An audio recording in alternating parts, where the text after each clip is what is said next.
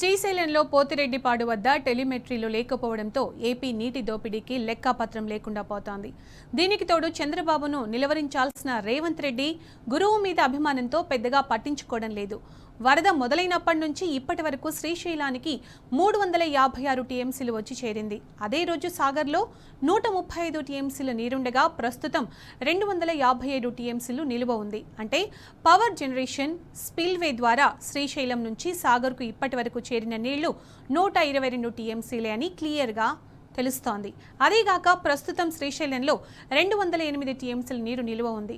రెండు ప్రాజెక్టుల్లోని ఆవిరి నష్టాలను పాలమూరు వైపు తెలంగాణ లిఫ్ట్ స్కీమ్స్ తరలించిన 4.5 టీఎంసీలను తీసేసిన సుమారు 50 టీఎంసీలను పోతిరెడ్డిపాడు ద్వారా రాయలసీమ ప్రాజెక్టులకు ఏపీ నిరభ్యంతరంగా తరలిస్తున్న విషయం స్పష్టమవుతోంది.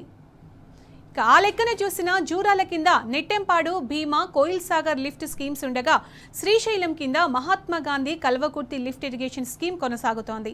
గడిచిన వారం రోజులుగా సగటున జూరాల కింద నెట్టెంపాడు ద్వారా 750 క్యూసెక్కులు, భీమా 1400 క్యూసెక్కులు, కోయిల్ సాగర్ ద్వారా 315 క్యూసెక్కులు, కల్వకుర్తి ద్వారా 800 క్యూసెక్కులు తరలిస్తున్నారు. అంటే వారం రోజుల్లో కృష్ణా బేసిన్లోని జూరాల, శ్రీశైలం ప్రాజెక్టుల నుంచి మహబూబ్ నగర్ జిల్లాలకు తరలించింది కేవలం 2 టీఎంసీలే. అదే సమయంలో ఏపీ అధికారికంగానే 12 నుంచి 15 టీఎంసీలు, అనధికారికంగా 40 టీఎంసీలకు పైగా తరలించినట్టు తెలుస్తోంది.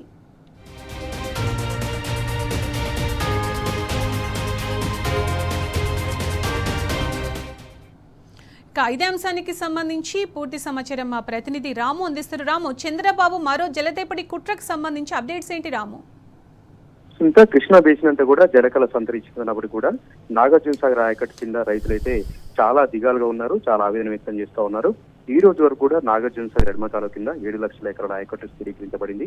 వారందరి భౌతికంగా కూడా ప్రశ్నార్థకంగా మారింది. ఎందుకంటే నాగార్జున సాగర్ ఈ సమయానికి గరిష్ఠ మట్టాన్ని చేరుకుని పూర్తిగా నిండుకుండలుగా మారి క్రస్ట్ గేట్లు లేపాల్సినటువంటి ఆవశ్యకత ఉన్నప్పటికీ కూడా ఇప్పటివరకు కూడా నాగార్జున సాగర్ నిండలేదు. దానికి ప్రధానటువంటి కారణం ఎగువన ఉన్నటువంటి శ్రీశైలం ప్రాజెక్టు నుంచి పెద్ద ఎత్తున నీటిని తరలించుకోబోతా ఉన్నారు. జలదోపిడీ జరుగుతూ ఉంది, జలచౌర్యం జరుగుతూ ఉంది. ఏపీ ప్రభుత్వం లెక్కాపత్రం లేకుండా, ఎలాంటి లెక్కలు లేకుండా, ఎలాంటి పట్టింపు లేకుండా తెలంగాణ రైతులకు నష్టం చేకూర్చేలాగా అంతా కూడా తీసుకెళ్తున్నటువంటి ఆరోపణలు అయితే సర్వత్రా కూడా వ్యక్తమవుతున్నాయి. ఈ ఆరోపణలను తేటతెల్లం చేస్తూ సజీవ సాక్ష్యం లాగా మనకు అన్ని లెక్కలు కూడా క్లియర్ గా కనపడతా ఉన్నాయి. శ్రీశైలం ప్రాజెక్టు వద్ద నిర్మించినటువంటి ఏదైతే పోతిరెడ్డిపాడు రెగ్యులేటర్ ద్వారా 20,000 క్యూసెక్ల నీటి మాత్రమే పంపిస్తుందని చెప్తున్నప్పటికీ కూడా రోజుకు 80,000 క్యూసెక్ల పైగా నీటిని అపనంగా తీసుకెళ్తున్నట్టుగా కూడా మనకు స్పష్టమవుతుంది, తేటతెల్లమవుతుంది. టెలిమీటర్లు పెట్టినప్పుడు కూడా వాటిని ట్యాంపరింగ్ చేశారు. అవి పనిచేయకుండా చేసి రోజుకు ఎంత నీరు డిశ్చార్జ్ అవుతున్నటువంటి లెక్కలు చెప్పకుండా, వాటిలో పారదర్శకత లేకుండా చాలా మొత్తంలో నీటిని తీసుకెళ్తుండగా కూడా అధికారిక లెక్కలు మనకు చెప్తా ఉన్నాయి. ఇంత దోపిడీ జరుగుతున్నా కూడా కేఆర్ఎంబి చోద్యం చూస్తా ఉంది. కేఆర్ఎంబి అధికారులు ఎవరు కూడా పట్టించుకోవట్లేదు, రాష్ట్ర ప్రభుత్వం కూడా పట్టించుకోవట్లేదు. ఇక్కడ ఉన్నటువంటి ముఖ్యమంత్రి రేవంత్ రెడ్డి పదే పదే మాట్లాడతారు కానీ ఇంత పెద్ద ఎత్తున జలచౌర్యం జరుగుతూ ఉంటే ఏపీ ప్రభుత్వం ఏకపక్షంగా దౌర్జన్యంగా నీటిని తీసుకుపోతా ఉంటే ఎందుకు మాట్లాడేటంటూ కూడా సర్వత్రా కూడా ఆరోపణలు వ్యక్తమవుతున్నాయి. రేవంత్ రెడ్డి తీరు పట్ల అయితే అందరూ కూడా ఆగ్రహం వ్యక్తం చేస్తా ఉన్నారు. తన గురువైనటువంటి చంద్రబాబుకు గురుదక్షిణగా నీళ్లను అప్పచెప్తా ఉన్నారా? మొన్నటికి మొన్న గోదావరి నీటి విషయంలో అన్యాయం జరిగింది. ఈ రోజు కృష్ణా సంబంధించినటువంటి జలాల విషయంలో కూడా తీసుకెళ్తా ఉంటే ఎందుకు మాట్లాడట్లేదు, ఎందుకు నిలువరించట్లేదు అంటే ప్రశ్నలు కూడా తలెత్తా ఉన్నాయి. నాగార్జున సాగర్ కి ఇప్పటి వరకు 122 టీఎంసీల నీరు మాత్రమే వచ్చింది. ఇంకా 50 టీఎంసీల నీరు రావాల్సి ఉంది. సాగర్ డ్యామ్ అంతా కూడా వెలువలబోతుంది. ఈ సమయానికి ఇంత పెద్ద మొత్తంలో ఫ్లడ్ వస్తే సాగర్ డ్యామ్ పూర్తిగా నిండి జలకళ సంతరించుకోవాల్సి ఉండే. ఇప్పటి వరకు 270 సంబంధించిన టీఎంసీలు మాత్రమే ఉంది.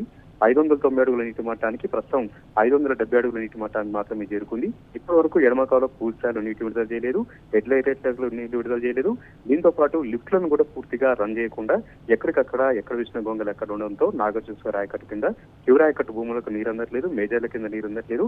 ఇంత పెద్ద మొత్తంలో రైతులు ఇబ్బంది పడుతూ ఉంటే వచ్చిన నీటినంతా కూడా ఏపీ ప్రభుత్వానికి, ఏపీ ప్రాంతానికి, రాయలసీమ ప్రాంతానికి తరలించుకుపోతా ఉంటే రాష్ట్ర ప్రభుత్వం చోద్యం చూస్తుందా అంటూ కూడా రైతులను ప్రశ్నిస్తా ఉన్నారు. దీనిపైన ఖచ్చితంగా పోరాటం చేయాలి, నిలువరించాలి. చంద్రబాబు కుయుక్తులన్నీ కూడా అడ్డుకోవాలని చెప్తా ఉన్నారు. చంద్రబాబు స్టైల్ ఇప్పుడు కూడా ఒకే రకంగా ఉంటుంది. దోపిడీ చేస్తూ ఉంటారు కానీ బయటపడదు, ఎక్కడ కూడా కుట్ర చేస్తూ ఉంటారు, దానికి సంబంధించి ఎక్కడ కూడా చర్చ జరగదు. ఇంత పెద్ద మొత్తంలో ఆయన స్టైల్ ప్రకారం నీటిని తీసుకెళ్తా ఉంటే, ఆయన ప్రాంతం పైన అంత ప్రేమ చూపిస్తా ఉంటే రేవంత్ రెడ్డికి తెలంగాణ పైన ఎందుకు ప్రేమ లేదంటూ కూడా సర్వత్రా కూడా ఆరోపణలు వ్యక్తమవుతున్నాయి, ప్రశ్నిస్తా ఉన్నారు. ఇప్పటికైనా సరే టెలిమెట్రీలను పకడ్బందీగా ఏర్పాటు చేయాలి. రోజు ఎంత మేర నీరు డిశ్చార్జ్ అవుతుంది, ఎంత మేర తీసుకెళ్తున్నారు, ఎంత మేర ఇన్ఫ్లోస్ వస్తా అనేటువంటి లెక్క లెక్కలు కూడా పకడ్బందీగా చేయాల్సిన అవసరం కూడా ఉందని చెప్తున్నారు. అధికారులు కూడా వాళ్ళు చోద్యం చూస్తా ఉన్నారు. అధికారులు కూడా చేస్తుడిపోయారు. ప్రశ్నించాల్సినటువంటి ముఖ్యమంత్రి ప్రశ్నించట్లేదు, నిలువరించాల్సినటువంటి ప్రభుత్వమే తప్పులు చేయట్లేదు. ఇక తమకెందుకు అన్నట్టుగా అధికారులు కూడా ఎక్కడికక్కడ కూడా నిర్లక్ష్యంగా ఉన్నట్టు కూడా మనకు అర్థమవుతుంది. అందరి నిర్లక్ష్యం వల్ల పెద్ద ఎత్తున కూడా నీరు దోపిడీ జరుగుతా ఉంది. అందరి నిర్లక్ష్యం కారణంగా తెలంగాణ రైతాంగం నష్టపోతుంది. ప్రధానంగా నల్గొండ, సూర్యాపేట, ఖమ్మం జిల్లాల్లో 7 లక్షల ఎకరాల ఆయకట్టు ఉంది. వీళ్ళందరికీ నీళ్లు రాకపోతే ఎట్లా, సాగర్ నిండపోతే ఎట్లా? రేపు హైదరాబాద్ తాగునీటి అవసరాలకు కూడా ఇబ్బంది ఏర్పడుతుంది. ఈ వానాకాలం ఏదో విధంగా ఎల్ల తీసుకుంటే సరిపోతుంది, కానీ వచ్చే యాసంగికి నీళ్లు ఎట్లా? నాగార్జున సాగర్ ని పూర్తిగా నింపి పెట్టుకుంటే కదా ఇప్పుడు వానాకాలానికి వచ్చే యాసంగి కూడా నీటి విడుదల లేకుండా ఉంటుంది. కానీ ఒక భవిష్యత్తు ప్రణాళిక లేకుండా, ముందు చూపు లేకుండా, ఎలాంటి ఒక ప్రణాళిక లేకుండా రాష్ట్ర ప్రభుత్వం ఇంత నిర్లక్ష్యంగా ఎందుకు వ్యవహరిస్తున్నట్టు కూడా ఆరోపణలు వ్యక్తమవుతున్నాయి. వెంటనే టెలిమెట్రీలు ఏర్పాటు చేయాలి, నీటి దోపిడీని అడ్డుకోవాలని కూడా డిమాండ్లు వ్యక్తమవుతున్నాయి. Sunitha. Right Ramu, thank you.